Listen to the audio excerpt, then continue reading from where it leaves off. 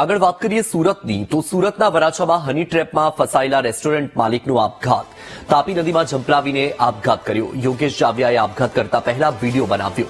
2 મહિલા સહિત 4 શખ્સો પર આરોપ લગાવ્યો છે.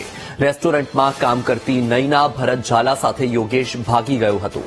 5 દિવસમાં મહિલા પરત ફરી, પરંતુ યોગેશ પરત ફર્યો નહીં. મહિલાની જેઠાણી નૈના અનુ ઝાલા યોગેશને બ્લેકમેલ કરતી હતી. 5 લાખ રૂપિયાની માગણી કરીને દુકાનમાં તોડફોડ અને મારી નાખવાની ધમકી આપતી હતી. મૃતકની પત્નીએ પોલીસની કાર્યવાહી સામે સવાલ ઉઠાવ્યા છે.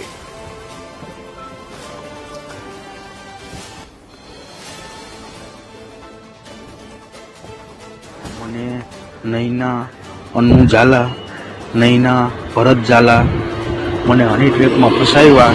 મારી હોટલે નૈના ભરત ઝાલા કામ કરતી હતી.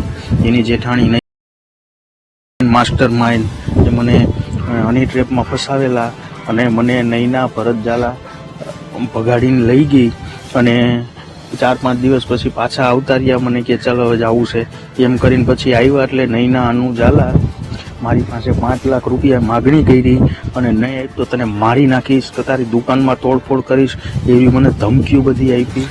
નૈના અનુ ઝાલા, નૈના ભરત ઝાલા તથા ભરત ઝાલા તથા અનુ ઝાલા 4 મારા મોતના જિમ્મેદાર છે.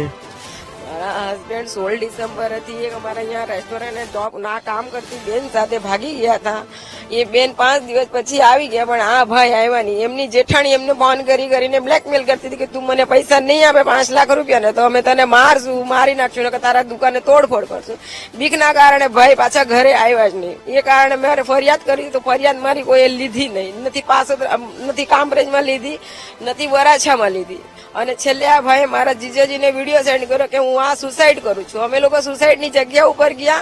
અમે 100 નંબર ઉપર ફોન કર્યો. 100 નંબર પર ફોન કર્યો. પોલીસ આવી એમ કે તમે એમને જોયા છે સુસાઇડ કરતા? પણ અમે કીધું અમે નથી જોયા. તો એમણે એમ કીધું કે આ તો સુસાઇડ નહીં કર્યો. એ લોકો મોબાઈલ ટ્રેકિંગ કરવા માટે ગયા અને મોબાઈલની લોકેશન ગોધરા બતાવે. એ લોકોને મેં કીધું તમે ગોધરા તમારા પોલીસ થાનામાંથી બીજા કોઈને કોન્ટેક્ટ કરી કે અમારી હદ નહીં લાગે. આવી રીતે મને એ લોકોએ જવાબ આપ્યો. ને અત્યારે આજે સવારે મારા હસબન્ડની લાશ મળી છે. આ મુદ્દે વધુ માહિતી આપી રહ્યા છે સંવાદદાતા ધ્રુવ. જાણવા માંગીશું કે આજે કિસ્સો સામે આવ્યો કે એક રેસ્ટોરન્ટ માલિકે આપઘાત કરી લીધો અને આપઘાત પહેલા વિડીયો બનાવીને 4 લોકો પર ગંભીર આરોપ લગાવ્યા છે. આ મામલે શું કાર્યવાહી? બિલકુલ વત્સલ, સુરતમાં એક હની ટ્રેપ થયો હોય, હની ટ્રેપનો શિકાર થયો હોય તેવા પ્રકારની એક ઘટના સામે આવી છે. સુરતના વરાછા વિસ્તારમાં એક રેસ્ટોરન્ટ ચાલી રહી છે. મૂળ જે કામરેજ વિસ્તારના રહેવાસી યોગેશ જાવિયા જે છે તે વરાછા વિસ્તારમાં તેની એક રેસ્ટોરન્ટ ચાલી રહી હતી ને રેસ્ટોરન્ટમાં કામ કરતી જે રોટલી બનાવવા આવતી હોય ને તેવી જે મહિલા કામ કરતી હતી તેની સાથે તેની આંખ મળી ગઈ હતી અને તે બંને જણા ભાગી ગયા હતા. જો કે ભાગી ગયા બાદ 5 દિવસ બાદ પરણિત આ મહિલા હતી તે તો પરત આવી ગઈ હતી, પરંતુ તરફ આવતા જે રેસ્ટોરન્ટ માલિક યોગેશભાઈ છે તે પરત આવ્યો ન હતો. અને ત્યારબાદ જે પરણિત મહિલા છે તે અને તેની જેઠાણી બંને જણા જે યોગેશ છે તેને ફોન કરીને 5 લાખ રૂપિયાની ખંડણી પણ માંગી હતી અને તોડફોડ કરવાની, રેસ્ટોરન્ટમાં તોડફોડ કરવાની ધમકી આપી હતી, માર મારવાની પણ ધમકી આપી હતી. જોકે આખરે આને લઈને કંટાળીને જે યોગેશ છે તેને આ બંને જે મહિલા જે છે અને તેના પતિઓથી કંટાળીને તે આપઘાત કરવા જઈ રહ્યો છે તેવું તેને વિડીયો પણ બનાવ્યો હતો અને તેના સંબંધીને પણ મોકલ્યો હતો.